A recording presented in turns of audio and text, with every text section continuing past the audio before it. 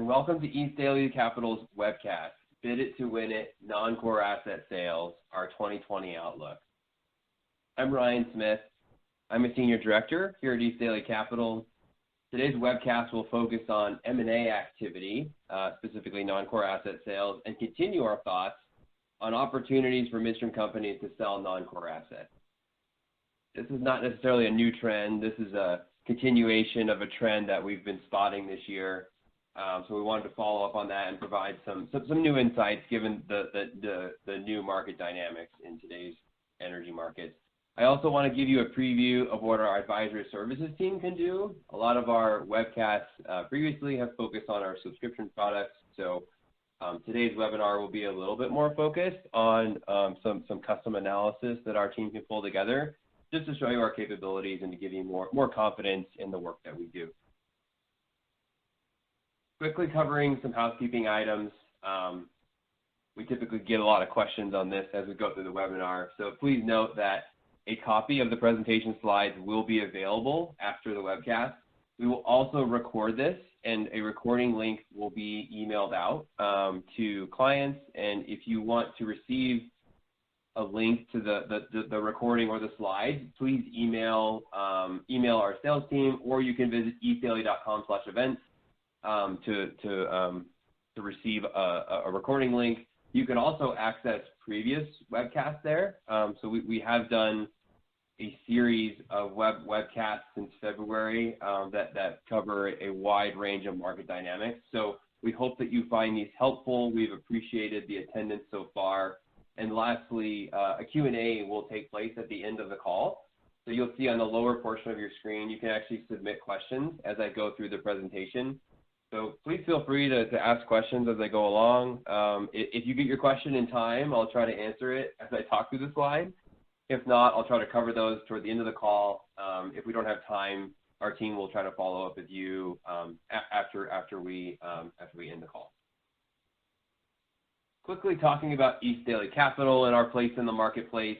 So East Daley sits at the intersection of commodity markets and capital markets. We use deep insights from both of these markets to provide unique conclusions for investors. East Daley is unique because we understand both of these markets very, very well. And you would think that these would be easily connected, but the fact is these two markets use very different data sets and very different analysis. So we actually have teams set up in both of these markets, and we interact regularly, and we cross over between these two markets. So that's what makes us unique. That's what makes us unique, is that we can come up with conclusions on both sides of these markets. And so how we actually operate, and a little bit more detail about us,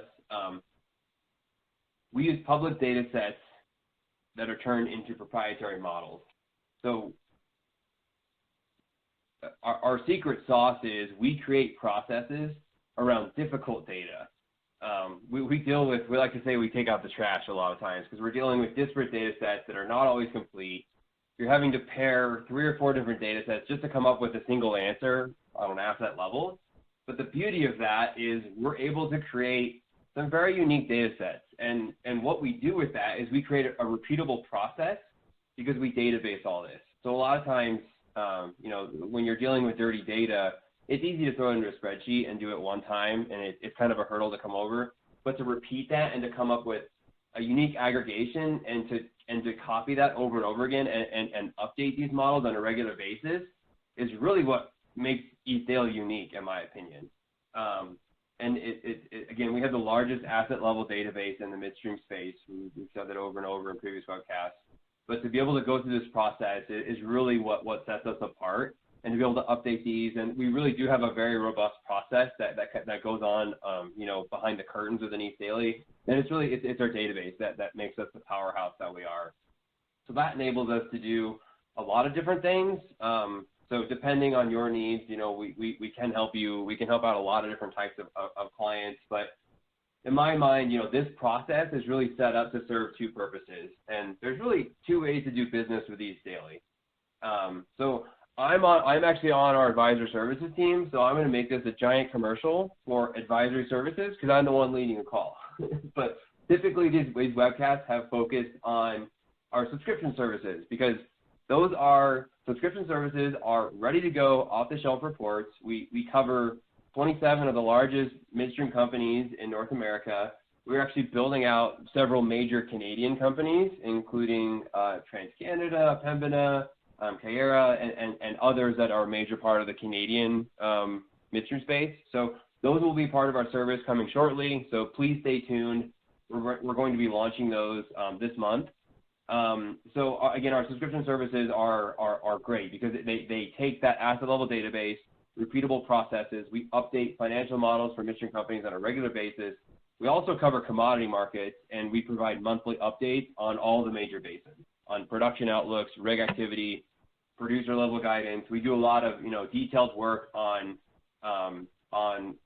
commodity markets, micro at the basin level as well as macro. We do some U.S. roll-ups and crude flow dynamics as crude flows to the U.S. So there's a lot of good subscription services there. So flipping over to advisory, our advisory team, it's a little muddy or maybe a little cloudy of what our advisory services team does, because advisory services is dynamic. It can do anything custom. If a client comes in and says, hey, if you're interested in anything in the midstream space and you want to dive deep on an asset, we can do custom models.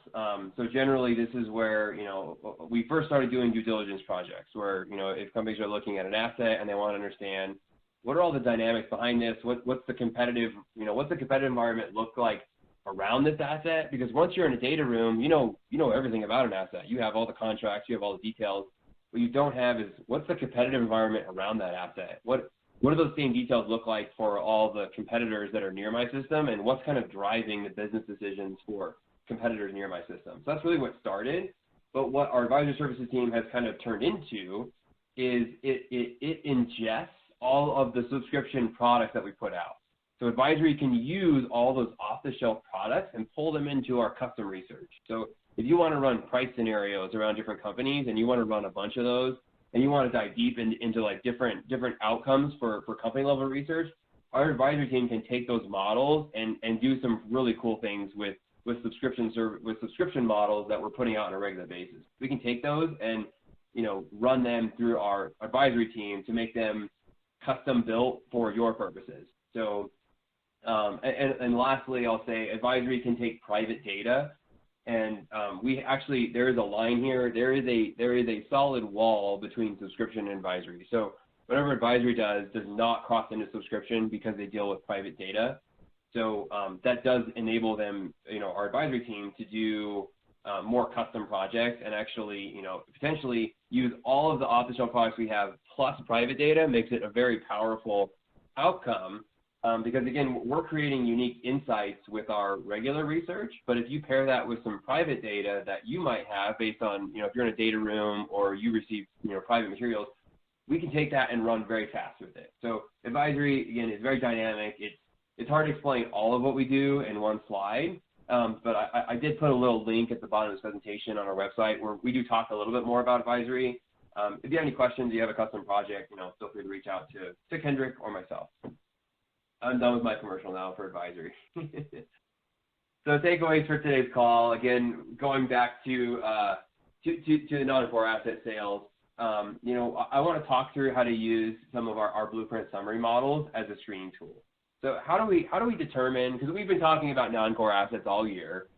We've been saying that companies need to de-lever their balance sheets. That's been a plague for midstream over the past couple of years. Certain companies like Energy Transfer have higher leverage than others, and they've stated that in their calls. It's no surprise to the market. They want to delever, but they have a strong incentive, we think, to be selling assets. They haven't necessarily said they're going to sell assets, but they have said they want to delever. We think that selling assets is a great way for them to delever their portfolio, and they through some acquisitions, they have a lot of assets that are not core parts of their business. So using our Blueprint summaries, I can talk through how we screen for companies that could be selling assets or have more incentive to sell assets. At the same time, you can look at companies that are maybe a little bit more protected. So we'll talk through that and how to use our Blueprint summaries. Our goal in creating these products is we want to provide transparency to the market. And a cool way of doing that is we make these very large integrated midstream companies easy to understand. you can go asset by asset and kind of bucket things together and assess, you can apply risk at an asset level above and beyond what we've modeled, and you can come up with a pretty accurate view depending on your take on the market, asset by asset or company by company. So we'll talk through that shortly. And then I want to end the call on, once you kind of narrow down your list of which assets can be sold, what does that mean for the companies that could be selling assets, or what does that mean for, if you're a buyer of assets, how can you use our advisor services team to do some due diligence on that asset, or to provide some context around what's the competitive environment look like for a specific asset? And so I actually pulled an asset owned by an E&P, just to show you an example of, well, if an E&P owns midstream assets, number one, that's really non-core. They should be selling those and really kind of focusing on what's my core competency of producing oil and gas, and let me hand over the midstream operations to someone who has a strong business development effort that can actually develop that asset and probably make that midstream asset more valuable than if I held it as an E&P. And again, I want to kind of show you just a deep level walkthrough of one asset and how we do. I keep saying competitive research, but I'll show you what I mean by that. So kind of kicking off our agenda, non-core assets, like I said earlier, it's not a new topic. If you go back to December when we published our Dirty Little Secrets report, we have Jim Simpson quoted as saying, this year will be the time to put those new strategies into play and double down on core assets while shedding non-core assets. So we've been talking about this. We were talking about selling non-core assets when oil was $60 a barrel. Now that oil is down to $40 a barrel, I think selling non-core assets is a more important topic now than it was in December of 2019. So this is something that we have been harping on, ever since we released Dirty Little Secrets. That was a major focus of our corporate strategy section of that paper. So please, I realize it's a little bit dated now, but there's a lot of good themes in that paper if you haven't read it. So please reach out. We can get that paper to you guys if you want to read through it. It's kind of lengthy, but again, a lot of the themes that we put in there are more important now than when oil was $60 a barrel. So we think shedding non-core assets is a major theme this year.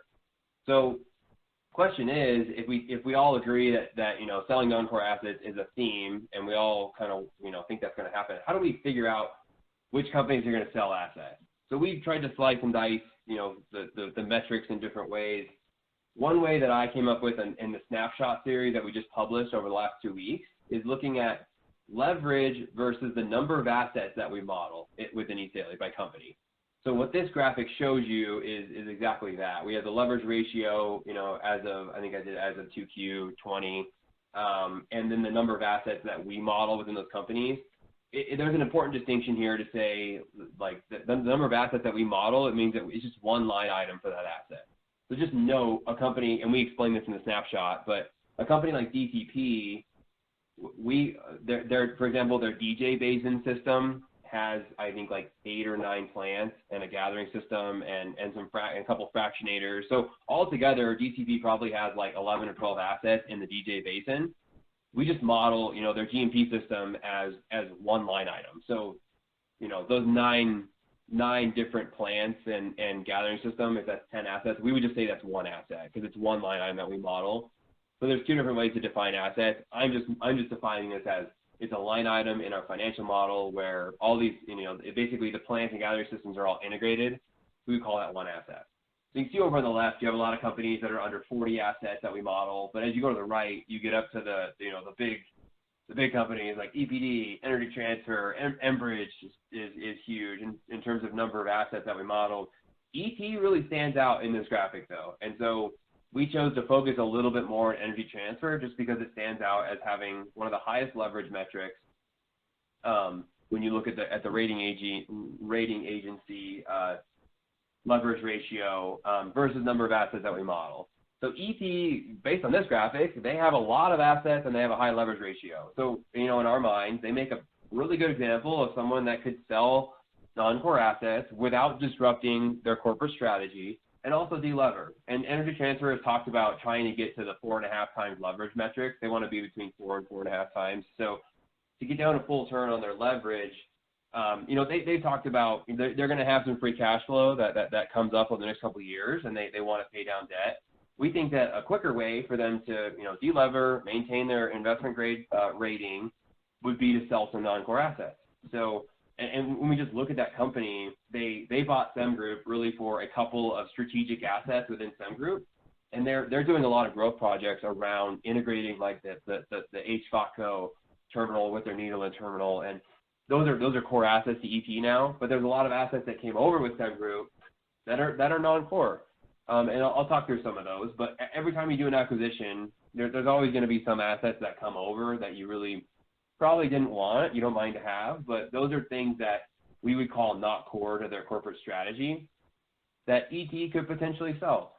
And just more recently, a newer trend is ever since Energy Transfer eliminated IDRs, there's less incentive to issue equity. So we think Energy Transfer has not been, again, they have not signaled to the market that I know of that they're going to sell non-core, that they're going to sell any assets. And in the past, Energy Transfer, as well as these other big companies, MPLX, Enterprise, Kinder Morgan especially, these guys never sell assets. They just get bigger and bigger, and they have assets everywhere. And Kinder's a funny one because they just have assets everywhere, and they kind of get lucky sometimes because if a new play is developed, like I think of the Eagle Ford, like all these companies had assets in the Eagle Ford before it was a play. And then, they just got lucky because they happened to have a really old pipeline asset that they converted to a rich gas gathering line and, funneled it into Houston Central. And boom, now you have a premier asset that they just had that was hanging around from older times. But I think a lot of that kind of luck is not happening anymore. So we do see an opportunity for Energy Transfer, maybe DCP.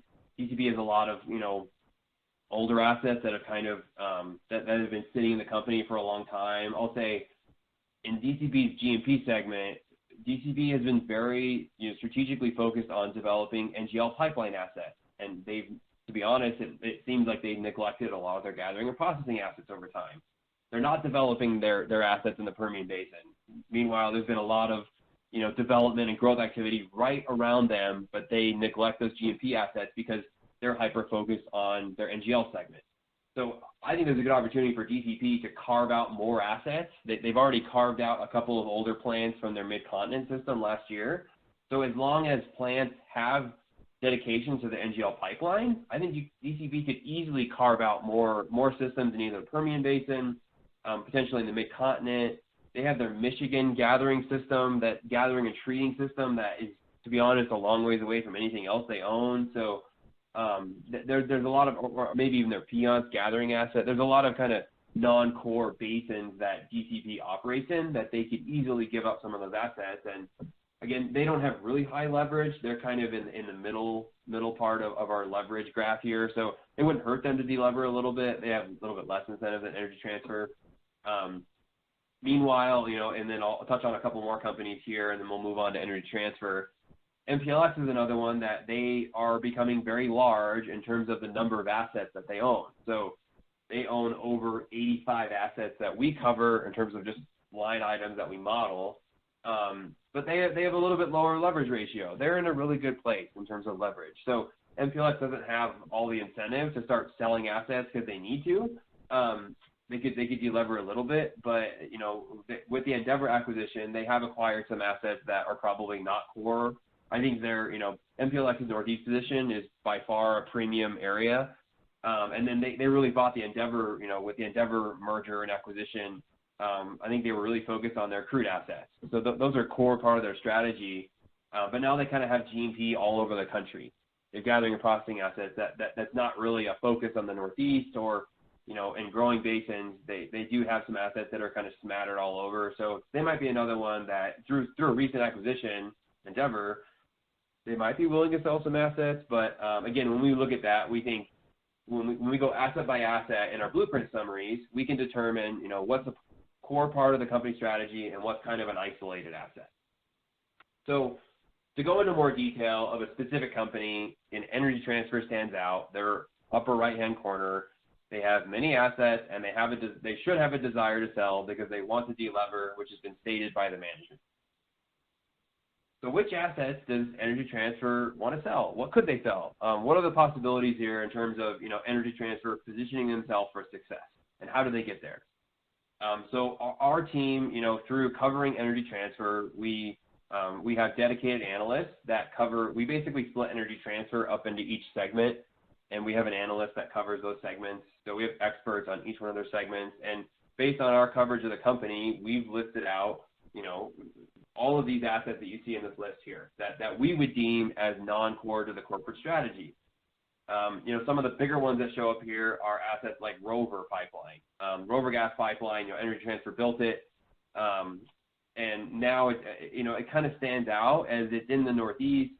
It doesn't really complement its other assets right now. They've struggled to get their Revolution gas plant online, which would feed Rover, but it doesn't seem to be a core part of their operations anymore, just based on them really focusing heavily on some of their premier asset footprints. Energy Transfer, to be honest, we tell a lot of our clients this, Energy Transfer has one of the best asset footprints of companies that we cover, and it's really due to their integrated strategy in the Permian Basin and the Eagle Ford. Their positions in Texas are very, very strong, and we think, even with all the noise surrounding DAPL, that's a great asset that, they built it to be expandable, and, they basically knocked out some other pipeline proposals because they could expand their pipeline cheaper than other new builds. So again, Energy Transfer, they have set themselves up for success with their corporate strategy. We don't think that these assets are part of their core strategy. Again, and then also the Northeast PA Marcellus, like they have a huge gathering system in Northeast PA.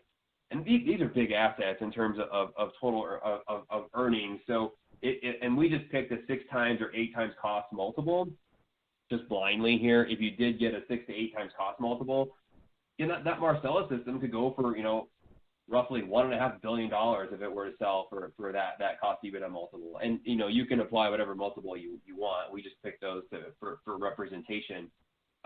And so this is the list of assets, and basically if our goal was just to show what would the impact be on Energy Transfer if they did sell some of these assets. So if we just assume that Energy Transfer sold half of this list of assets, again, if you have, we estimate the total list of assets generates $977 million of adjusted EBITDA on an annual basis in 2020. So if you apply a 6 to 8 times cost to EBITDA multiple, you'd get somewhere between $6.5 billion of proceeds if you sold all those. If you sold half of these assets, you'd get $3.5 billion in proceeds from sales. That would reduce Energy Transfer's leverage ratio by 0.35 times. So you keep in mind they're trying to get down to that 4.5 times, so it gets them almost halfway there to what they want to get to in terms of their leverage ratio. So this would help a lot because that would enable them to get to that leverage range quicker, and then over time they could continue to pay down their debt with their cash flow, like they stated. So again, this is just one option, but they, like I said, they already have a really good asset footprint. So selling some of these might help them hone in their strategy. And, I guess over the course of the volatility of the last 6 months, we have seen deal flow slow down. But now that we've seen oil prices stabilize, I think there's an opportunity where there are more, there's more people out there in the marketplace potentially looking for assets, or companies might be willing to sell. Now that there's more certainty with prices. We have seen the forward curve stabilize. We're still in a contango market. So, again, that bodes well if you're selling assets because the forward curve is suggesting that oil prices will potentially get better as we work through the pandemic. So again, the market environment is ripe for M&A activity in our minds. And so the way that we generated this list of assets, and I could go on all day about each one of these assets, by the way. We have contract structures. We have all the details behind each one of these. So I wanted to show you actually our models and how we came up with that list. So our asset level modeling is done. The robust model is actually just an Excel model where we summarize all the assets on a summary page. So the top left-hand graphic here is the Energy Transfer Blueprint Summary. We provide 2 updates each quarter to that model where we forecast every single asset. We actually model out the contract details for each asset as well. So this is our best estimate of every asset's adjusted EBITDA on an annual basis. We also go down to a quarterly basis adjusted EBITDA estimate. So for some of these assets, I picked a more simple one that was on that list. If we look at the Northeast Pennsylvania gas gathering system, we model out things like the volume throughput through that system. We can see real time what the volumes are being delivered from that system to interstate gas pipelines. So I have a very accurate view of what's been flowing through that system historically. We then forecast that going forward based on a rig count assumption, which is actually adjustable in our model. And then we apply a rate that we have derived over historical financials and competition around that asset, as well as we model out OpEx and SG&A. So this helps us get to an adjusted EBITDA metric by asset. So this is the level of detail that we go down to figure out, what is each asset earning, and how do we provide investors insight into each asset's earnings as well as the fundamentals behind that asset. So what are the volumes flowing through that system? Who are the producers? What's the contract structure like? And then, what's the forecast going forward based on different assumptions like drilling activity, decline curves, you name it, and competition. If we monitor a lot of these things that are going on, around the system and the fundamentals, as well as we come to a financial conclusion. So this is kind of the conclusion of bridging the gap between commodity markets and capital markets. Is we look at the commodity fundamentals and we come up with a capital markets financial conclusion. So again, these financial summaries are available on a company level. So if you want to quickly kind of glance through each company and understand what are the assets that each company owns and how much do they generate on an annual basis, you also have our forecast of what those assets are going to earn. So again, these are very powerful because we do put a lot of detail behind modeling each asset. So once we have screened a company and determined, what's their corporate strategy like. So again, Energy Transfer is hyper-focused on the Permian Basin. They have a phenomenal footprint in the Permian, from their G&P asset in the midstream segment to their NGL transportation segment with Lone Star Pipeline and their fracs to their export facilities, and they're building out more LPG export capacity and now ethane export capacity. They're integrating that whole value chain. And that's very, very powerful because they control the molecule all the way from the gas gathering system all the way to the NGL export facility, both ethane and LPG now.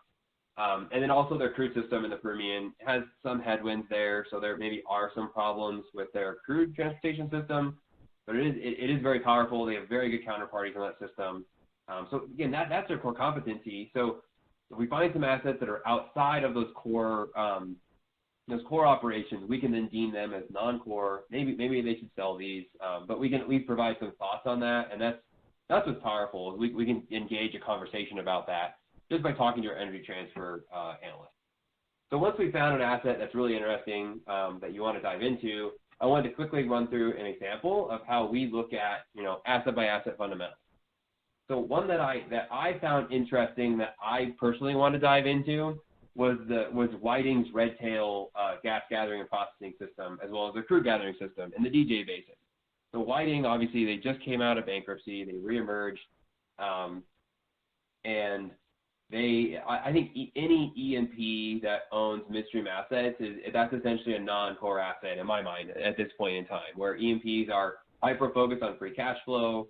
I think the whole reason, we explained this in the snapshot that was published earlier this week, but the whole reason behind E&Ps building their own gathering systems is they just want to make sure that their molecule can make it to market. They want control over the molecule.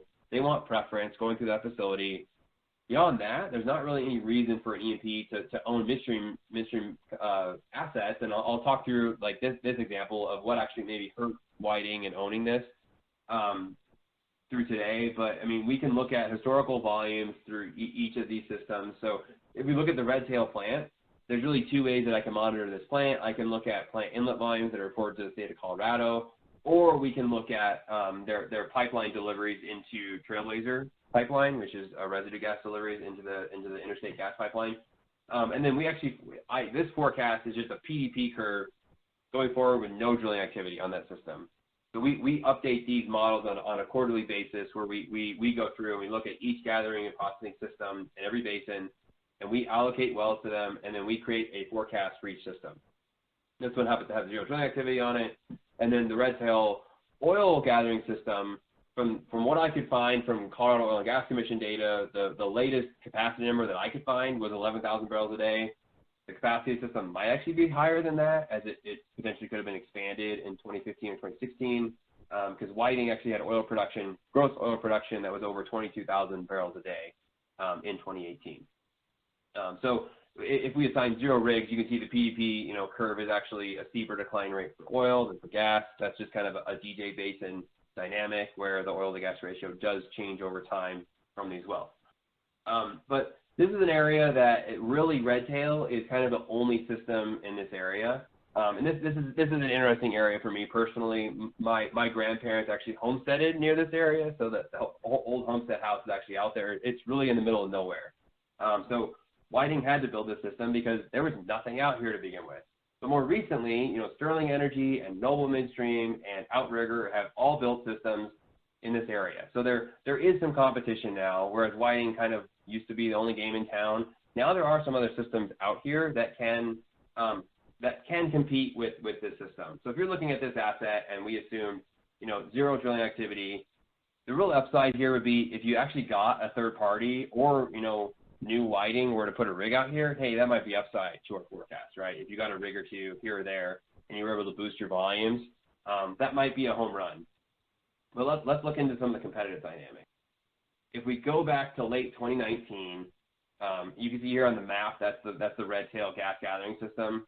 Interestingly, there is a third-party company, Verdad Oil and Gas, actually drilled a couple of well pads here in late 2019, and you can see here that they actually bought acreage from Carrizo as well as a couple other smaller companies, and ended up drilling a well pad or 2 well pads here, and they actually bumped up their production by 4,000 barrels a day.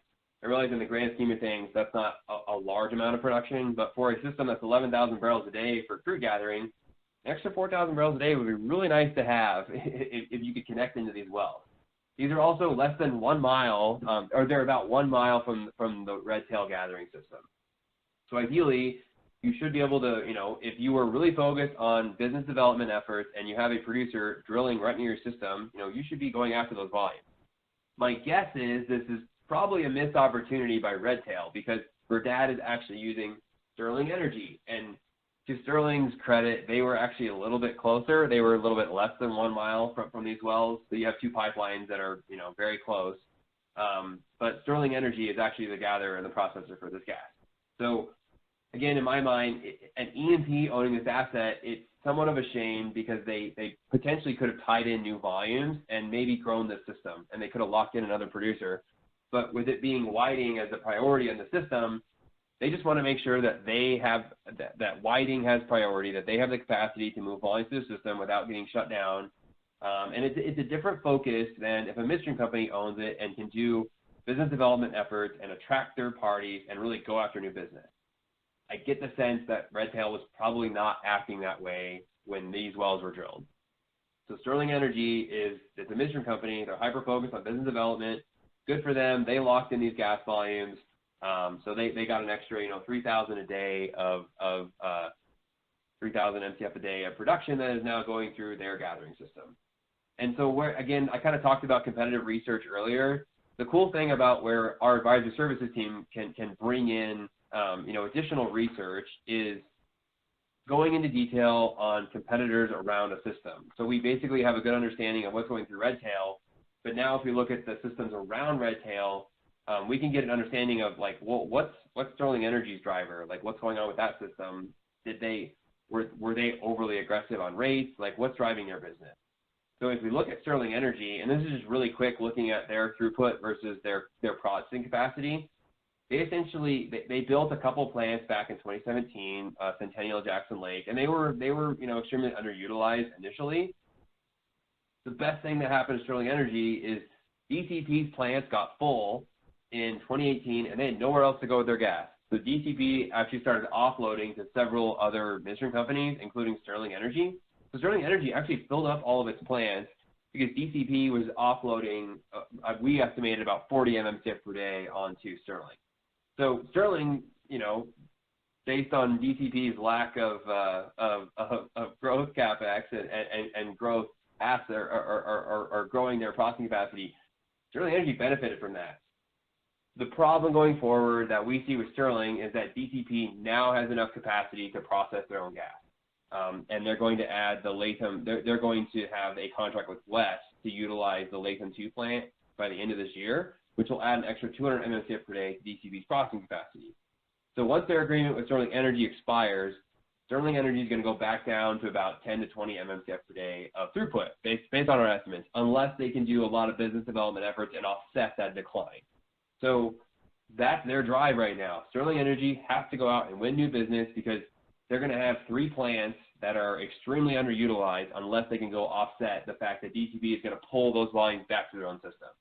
So when I look at Redtail, I'm like, man, it might be a diamond in the rough because it's an E&P-owned asset. I would imagine it's probably on the block because Whiting's been going through bankruptcy and it just reemerged.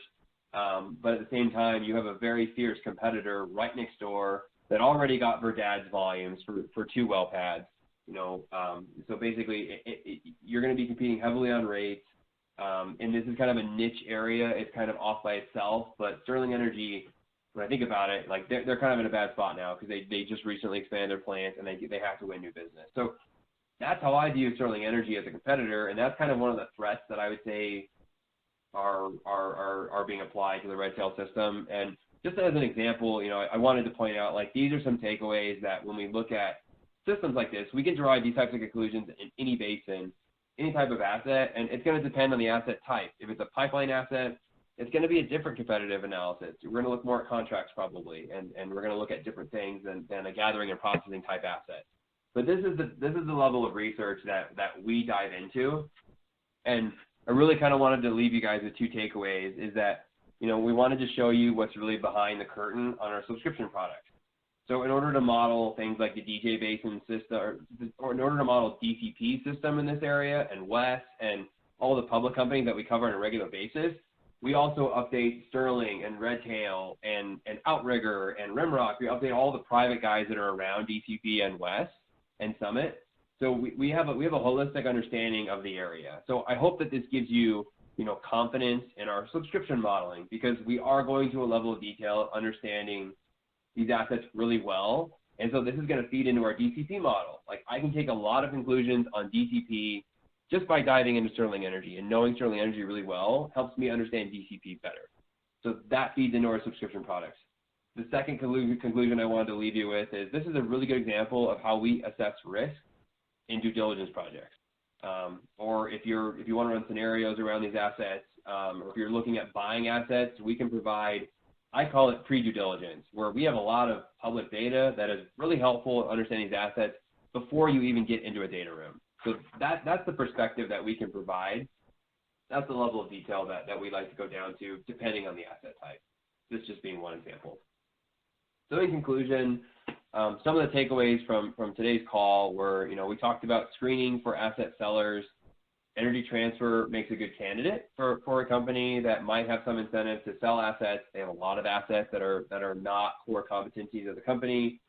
And through screening those assets, just know you can really develop a good sense of what's the company's corporate strategy in understanding what each asset earns. That there are some eye-openers after you go through our Blueprint models, our Blueprint Summary models. So that makes them a great tool for screening asset-level financials. And again, our goal is we just want to make these large integrated companies easier to understand. Because when you go through their 10Qs and 10Ks, I don't have a clue of what each asset earns. They give you very little disclosure on those. So we want to provide a number there that gives you a frame of reference of how is this influencing the corporate strategy. And then lastly, we talked through again, what I call pre-due diligence on asset fundamentals.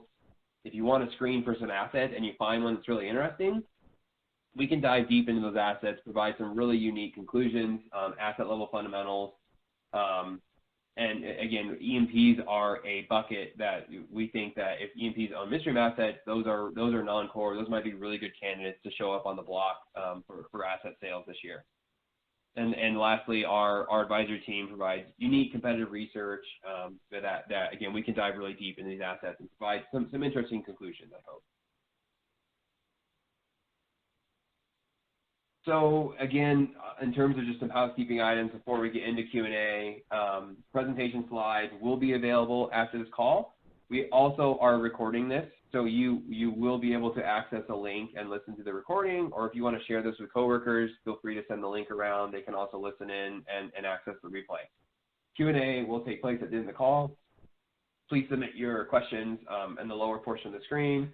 And then lastly, you can visit, past webinars at our website, eastdaily.com/events. Again, we've done a webinar about every week over the last, 6 to 8 months. So there's a lot of material there that we find really helpful. We've tried to touch on the latest events like curtailments, our latest production forecast, things that are really timely to the market that and again, even with the non-core asset theme, this is a theme that we've been talking about since the beginning of the year that I think is still really relevant. So there's a lot of relevant material in those past webinars, and you can just flip through the decks too if you want to look through those. I find them very powerful. Upcoming events include Rob Wilson is hosting a presentation on the DJ Operators Consortium. Look for that as a DJ focus, especially with the Oxy and Chevron activity. DJ operators have changed drastically this year, so that'll be interesting. And then the week after, we will be covering a webcast on our Canadian coverage launch. So I'm really excited about this because, again, we talked about covering Canada more extensively this year. I think Canadian companies are playing a bigger role in our research, as well as helping us kind of round out our coverage in the rest of North America. So, yeah, that will be available for clients only, but we're basically going to give you an insight into our outlook on Canadian production, as well as some tidbits on companies that we're covering there. Again, I didn't realize how big some of these Canadian companies are, and maybe I'm just, I'm slow, but I mean, Canadian companies are massive in terms of market share. So very important to add that to our coverage, as well as understanding our friends north of the border. So with that, I will be taking questions here shortly. Please submit them on the bottom of your screen.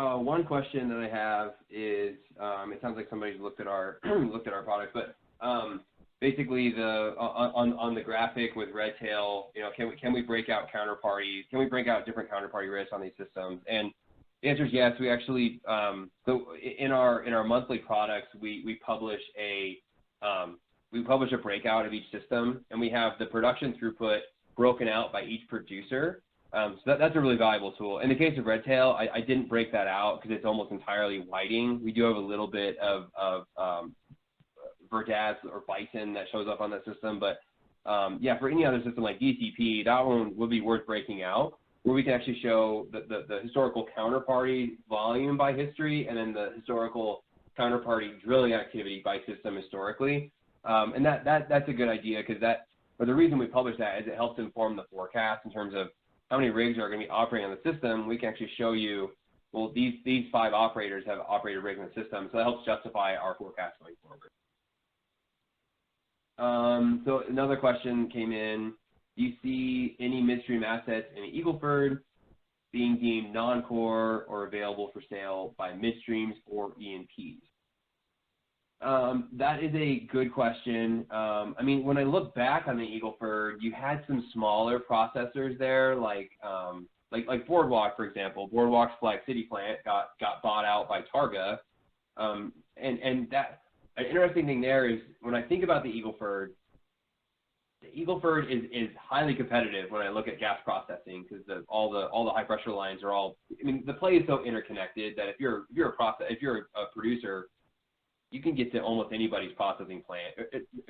Not anybody, but you have a lot of options for processing. So Targa buying Boardwalk is interesting because they actually took that plant offline and they moved it up to Oklahoma. And that's an interesting concept, because Targa really bought Boardwalk just to take out the competition and actually try to solve some of the overbuild and processing capacity in the Eagle Ford.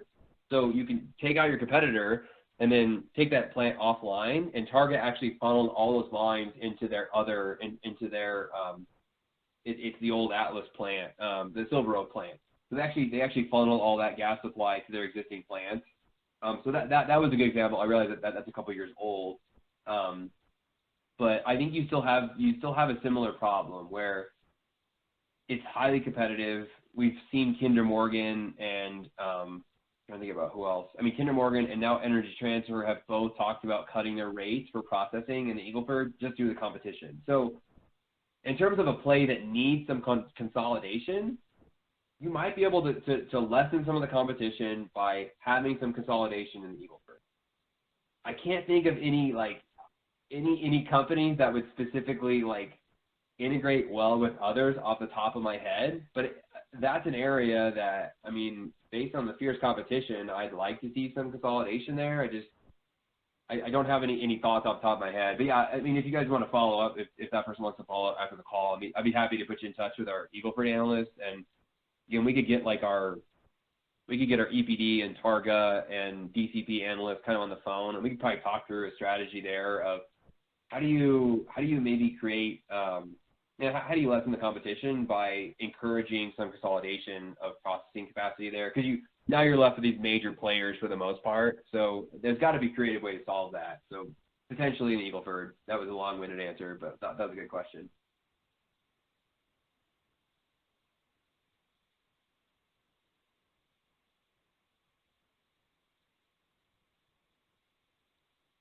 So this is a good one too. Another question just rolled in related to Northeast Colorado. The Sterling and Whiting, Noble, et cetera, systems competing for new production. How do you envision the excess total market capacity and pending Noble transaction changing the landscape? The Noble Midstream with Chevron stepping in, that adds a whole can of worms, I think, for trying to figure out what's going to happen with Noble. But I mean, I've heard both ways that Noble, that Chevron might just want to take Noble Midstream and operate that, because Chevron owns a lot of non-core. Chevron actually owns quite a bit of midstream assets in the Permian Basin, and they've held on to those, even though they're like old CO2 plants, small processing plants that don't really do much. They tend to hold on to those. So I don't know which way it's going to go, or you could have, Chevron maybe wanting to sell these DJ Basin assets and maybe the Delaware assets. I'm not as familiar with Noble Midstream from the company coverage standpoint. AJ, our analyst that covers that company, can probably provide some more details there. But I think, in terms of looking at the DJ Basin processing capacity, we're overbuilt, and one creative step that DCP took to prevent that overbuild was, or to lessen the overbuild, was to not move forward with their Bighorn plant, and they did a contract with Wes where they took over Wes's Latham 2 plant capacity at 200 million a day. So that was a creative solution where DCP still got some plant capacity, but they actually took over just Wes's plant capacity without building new ones. So that was good, but in my mind, that's a sign that we are overbuilt and that the growth expectations are lessening in the DJ Basin. So I think, and now you have these smaller midstream companies, like private midstream companies, that have stepped in and competed. And I think that there's still some room for, I think that you could make some really good margins in the DJ still, because DCP and Wes are still charging, very attractive rates. It's been very expensive for DCP to expand. So they're charging their customers with really high rates. And I think that's the whole reason you've seen a lot of these private guys like Rimrock just start up their plant, in late 2019. I think it was about a year ago. But there's still quite a bit of capacity at like Rimrock's plant, and they're directly competing with DCP. Part of the problem is DCP has locked up a lot of that supply. So I think that you'll continue to see these smaller midstream companies kind of poke DCP and Wes, because they can eat away at some of those margins. And again, we can calculate the average rate that DCP and Wes is charging based on our financial models. So we've done that in the past, where we've actually looked at what's the average, rate in the DJ, and they are, I can't remember off the top of my head, I think they were like $1.50 per MCF or somewhere around there for gathering and processing. So they were like more than double what they are in like the Permian and Eagle Ford. just because expansions have been more expensive for companies to do in the DJ, because the high pressure lines have not been in place. It's basically these really old gathering systems that by the time you expand your really old gathering system, it's probably easier just to have a smaller private company step in and build a whole new system than DCP expand. Anyways, so I think that there's going to be a challenge with excess processing capacity based on our latest forecast for the DJ basin. And a lot of our forecasts, we're trying to look at, well, what are Oxy and Chevron going to do with their Colorado acreage going forward? And that's something we're still trying to figure out.